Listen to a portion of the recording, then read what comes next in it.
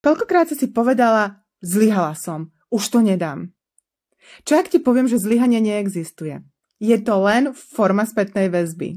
Možno si v živote skúsila nový projekt, prácu, vzťah a nevyšlo to presne podľa tvojich predstav. Tak si zober presne tú situáciu, kde si sa cítila, že si zlyhala.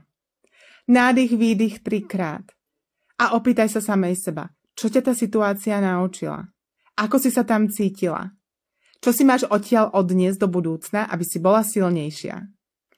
Práve v NLP veríme, že každá táto situácia je pre nás cenná, aby sme boli silnejšie, aby sme si budovali seba dôveru a aby sme na tej našej ceste išli.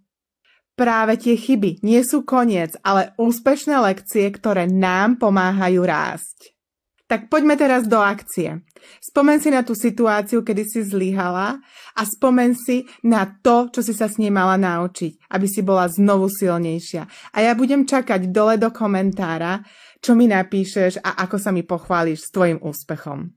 Ak ťa zaujíma viac, ako NLP mení myslenie a život, tak ma sleduj s ďalšími tipmi.